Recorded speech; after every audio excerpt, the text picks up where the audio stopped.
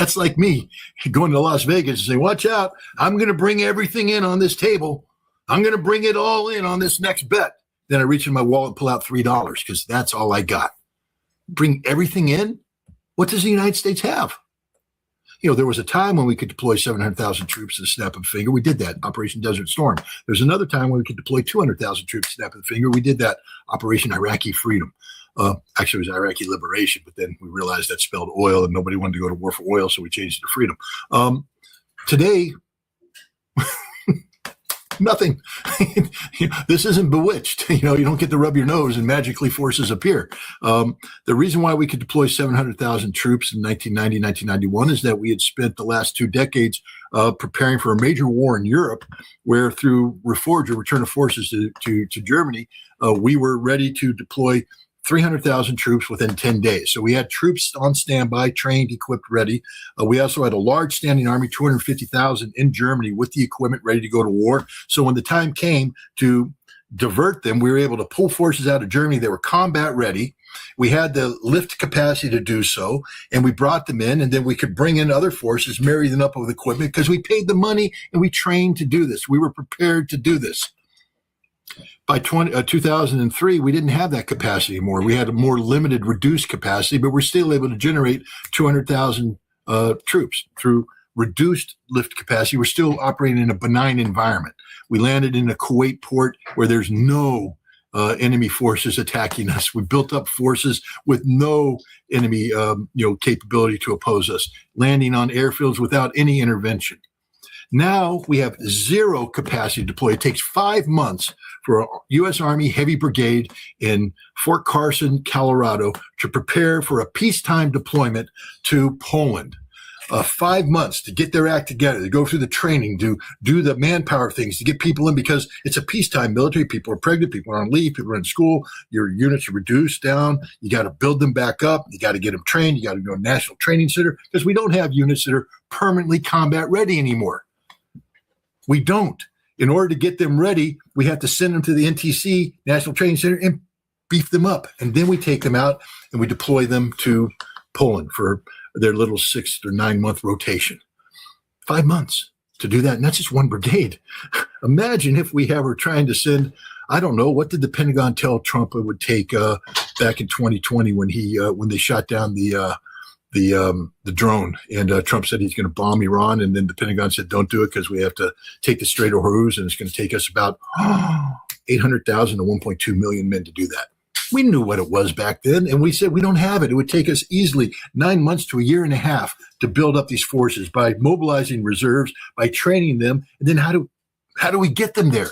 General Berger, the Commandant of the Marine Corps, recognized that we couldn't. He said, we're married to a legacy system of amphibious shipping where all the assets go into one ship. And as we approach, the area denial and the anti-shipping missiles capability of Iran sinks everything. There's a reason why our aircraft carriers are operating far away from Iranian shores, because if we get close, we get overwhelmed. And you try and bring in amphibious shipping to Chabahar to offload and project power inland to seize the Strait of Hormuz, which was the 1985 war plan that I was involved in, and it hasn't changed. How do you do that? You can't do it. So when you say the United States is going to bring everything in, we've got nothing to bring. We are literally an empty suit.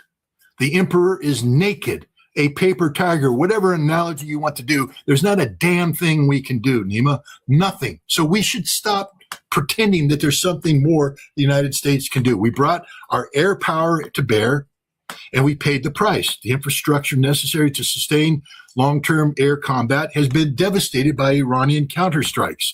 We've run out of long-range precision strike weapons. We're running out of of missile interceptor capability. There's no defense industrial magic out there. This isn't a computer game where you hit the cheat code and click the button and suddenly you build up capabilities. This is reality, and our defense industry is not capable of responding in a timely fashion. So we've blown the bolt. We got nothing left to replace it. And what, we're going to pretend here that Donald Trump's going to be building up resources for a third try? No. It's over. We lost.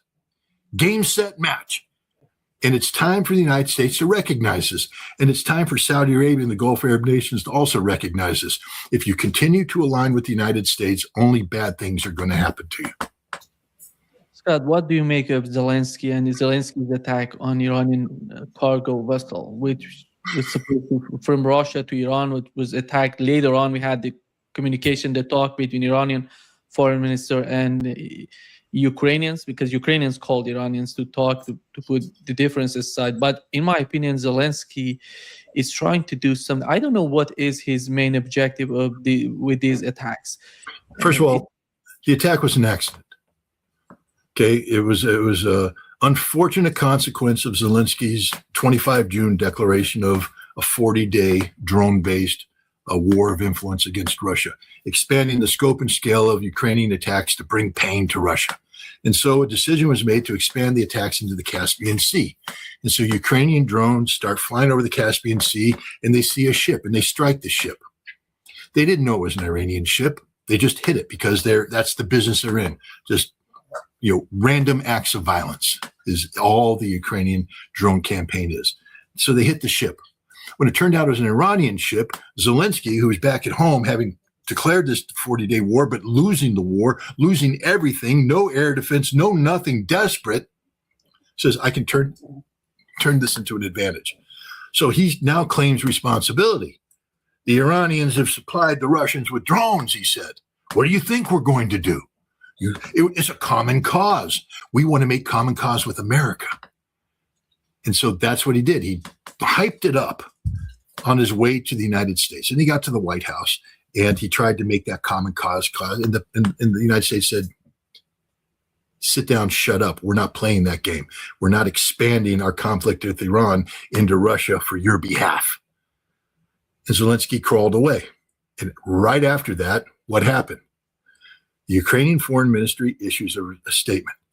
It was an accident. We didn't mean to hit the ship. We apologize. We're paying reparations, because the reality is nobody's going to back up Ukraine if they want to go to war against Iran. According to the reports, Iran was preparing a long-range ballistic missile strike package operating out of Tabriz that was going to hit Ukraine quite hard. And Ukraine was going, who's going to come to our assistance? The answer is nobody's coming to your assistance. This is the tragic truth of the situation with Ukraine. The NATO summit in Ankara was a charade, a fake, a fraud. Nothing came out of it. Nothing.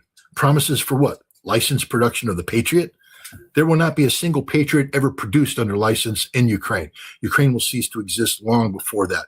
Promise of support from Europe. Europe has no capacity to support. If there's anybody who has a bigger empty suit militarily than the United States, it's Europe in totality. NATO, zero, zilch, nada.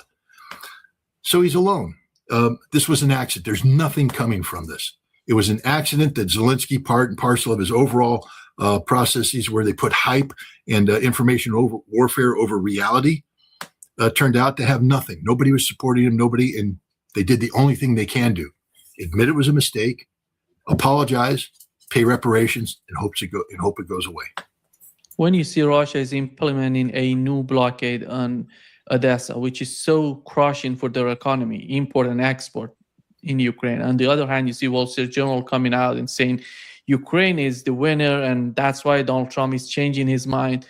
And yesterday he posted his photo with Zelensky saying that this is a good guy. This is, what is happening in the mind? What sort of information is he receiving, in your opinion, from the MI6, CIA, or whoever is providing him with these intelligence? It feels that Trump or Zelensky. I'm talking about Donald Trump, because it seems that you see some sort of change in his attitude towards Zelensky. Do you think that Donald Trump gets intelligence from his intelligence service? That implies a rational actor who is a prisoner of the establishment, the way it's supposed to operate. Wait for your morning briefing, consider it with your cabinet, and then come up with a solution. Donald Trump wakes up in the morning, passes gas in the toilet, and puts out a social media post. That's how policy is made in America today. Donald Trump is more influenced by Laura Loomer receiving $2 million from a Ukrainian oligarch to fly to Kiev to do a prepackaged propaganda thing to influence Donald Trump. He's influenced by that. This isn't an MI6 plot or a CIA plot. This is, again, the emotional irrationality of a deranged American president. What does he think? I don't know if he even thinks. He responds, he acts, but there's no thought process here. What we do know is that there is a major information warfare effort underway, promoted by the CIA and MI6, that where Laura Loomer and everybody, Gilbert Doctorow factors into this. And the job is to create the condition inside Russia so that the public doubts the capacity of the Russian leadership to prevail in this conflict. This is what the 40-day expanded drone war was all about, to take the war to the Russian people, to bring pain to the Russian people, and then get the Russian people to question the leadership of Vladimir Putin. What for? September 20th. That's the target date. That's the State Duma elections. The goal is to sweep united Russia from power and pull down the foundation of political support for Vladimir Putin and cause him to be overthrown by an enraged public who believes him to be a weak leader. That's what this is all about. That's everything that's going on. It's a giant gamble to achieve that result. Well, first of all, the people who came up with that plan know nothing about Russia, know nothing about Russian election. I mean, how do you undermine a president that is operating at, what, 76% support rate today? A Western politician would kill for this. And by the time the election comes around, trust me, that number is going to go above 80. Because, what did Putin do yesterday? He met with the State Duma, the target of this entire propaganda exercise. He put a medal on a Russian hero's chest. And that Russian hero leaned into him and said, Mr. President, you have to be bolder. Be bolder. So the president goes up in front of the Duma and says, I just put a medal on this guy's chest, and he told me he wants me to be bolder. What do you say? Did you see that video? Yes, they said. Not yes, maybe. Yes, vehemently. Yes, be bolder. And the president starts smiling and laughing and twirling. You want me to be bolder? Yes, we want you to be bolder. He just owned them. It's over. The campaign is over. Now what's happening? You talked about the closure of the Black Sea. You know how stupid Zelensky and his Western supporters are? See, Russia is a nation that believes in the rule of law. I know people are out there saying they don't, but they do. And you know they do. I know they do. One of the things Russia had agreed to was keeping a corridor open, a Black Sea corridor, so shipping could come out of Odessa and other Black Sea ports with grain, and that could come down through the Bosphorus and get to market. And Russia honored this commitment, regardless of all the things that Ukraine did to provoke Russia. Ukraine attacking Novosibirsk and attacking Russian shipping, claiming they own the Black Sea. They've driven Russia from the Black Sea, they said. Now they've gone a bridge. They start attacking the Sea of Azov, and then they start attacking Wildberry, online retailing warehouses. So Russia shut down the Black Sea. Who owns the Black Sea today? Russia. Only Russia. Ukraine will never again gain access to the Black Sea. It's been denied to them forever. First of all, by the de facto blockade put in by Russia, and the fact that Vladimir Putin has now openly articulated that Odessa is a Russian city, and he's talked about the partitioning of Ukraine to include transferring parts that belong to Romania pre-war back to Romania. That implies that Russia will have a land bridge between its current positions and Transnistria, which means that the Black Sea coast will belong to Russia. This is the future of Ukraine. And it's going to happen because Ukraine is being collapsed from within. We saw the thing that everybody was hoping would happen in Russia, fire Gilbert Doctorow, fire the general staff, fire your defense minister. Why? They're winning. Why would you fire them when they're winning? Oh, because you're an agent of influence. You're a disruptor force of British intelligence. Okay, I get it, Gilbert. But fire them. Why? But nobody talks about the fact that Fedorov had to be fired and Syrskyi was fired. The very thing you wanted to happen in Russia happened in Ukraine. Thousands of people in the street demanding action. That's the instability. And it's only going to get worse because now Russia, because of the Wildberry attacks, is taking out the totality of the civil support infrastructure of Ukraine. Gas stations are disappearing. Not just gas distribution centers, gas stations are disappearing. All the supermarkets are disappearing. All the warehouses are disappearing. There's going to be nothing left by the time Russia finishes that campaign. And when you roll into winter, if Ukraine lasts that long, they'll have no gas, no energy, no heat, no food, no supplies, no nothing. They will all die. It's the death of a nation. And this is the direction we're heading. And no magic is going to come from the Russian Duma elections on September 20th. Those elections will come and go. Putin will be in power stronger than ever. And Zelensky will be holding an empty bag. And nothing Donald Trump says, nothing Europe says will fill that bag up. And that bag is all the Ukrainian people have coming into the winter. And what this is going to lead to is absolute societal collapse. And that means the end of Ukraine. Do you feel with this new resolution that was passed, it basically, Lindsey Graham prepared this resolution about sanctioning Well, it has to Russia? be good then. If Lindsey Graham did it, it has to be good because the man's a genius. But it means that the United States, Washington is preparing itself for the continuous war with Russia and Iran. I think that's the message. Doesn't mean that at all. Doesn't mean that at all. You say it means that, but to prepare for a long-term war, you actually have to do preparation. They're getting ready to get involved in an energy war with the world because this package requires them to impose sanctions on anybody that buys Russian energy at a time when there is no energy in the world. How stupid can you be? Donald Trump engineered the closure of the Strait of Hormuz, engineered the closure of the Bab el-Mandeb Straits. 25% of global energy supplies is denied to the world. And now Donald Trump's going to tell the world, you can't buy Russian oil. You can't buy Iranian oil. Do you know how stupid they are? What are they going to do? Rely upon the massive U.S. energy stockpile? We don't have any energy. We've sold it down. We got nothing. It's empty. 15 days, I think, is what we got. It's over. This is the dumbest thing in the world. It is a nation committing suicide because politicians don't have the courage to confront reality. This will not succeed. It may pass, but it will fail. And the moment it starts to fail, Trump will exercise the opt-out clause and say, I don't want to do this. I'm not going to impose this because he's going to lose India. He's going to lose China. He's going to lose everybody. He's already lost them, but it's going to become confirmed. And the reality is he can't open up the Strait of Hormuz. He can't open up the Bab el-Mandeb Straits. So it's game, set, match. Please, Congress, please, please, please, please, please pass this. Pass it because it will hasten the defeat of this irresponsible hegemon called the United States, and it will expose the absolute insanity of the United States Congress to the American people, and maybe in the midterm elections, we will wipe the slate clean. That's all we can hope for. Do you think that Donald Trump would hand it over to the next president of the United States, or he's going to have some sort of end to one of these two fronts, or maybe two of them? There are two fronts right now with Russia and with Iran. My question is, it doesn't matter what Donald Trump wants. That's what I'm trying to say. It only matters what Russia wants and what Iran wants. So let's stop talking about Donald Trump. He has no cards to play. This isn't an American game anymore. All right? So the question is, what does Russia want? And the question, what does Iran want? And you have to answer those questions. What America wants is irrelevant because America's not a rational actor. So what an irrational actor wants shouldn't matter, should it? Plus, America doesn't have any cards to play anymore. We don't. Do you really think this sanction bill is going to do anything?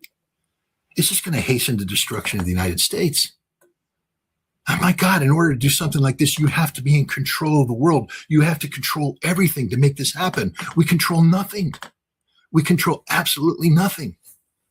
All Iran has to do is squeeze harder on Bab el-Mandeb and Hormuz, and the United States collapses. Europe collapses. The whole charade collapses. To make sanctions work, the rules-based international order has to be up and running and fully functional. But it's been exposed by Mark Carney at Davos as a fraud. Everybody knows it's a fraud. There's nothing here. You can't enforce a rule unless you got a sheriff to enforce the rule, and the sheriff is fat, orange-faced, and unstable, and has no guns and has no ammunition for the guns. I mean, it's. We have to stop pretending the United States has relevance in the world today. We don't.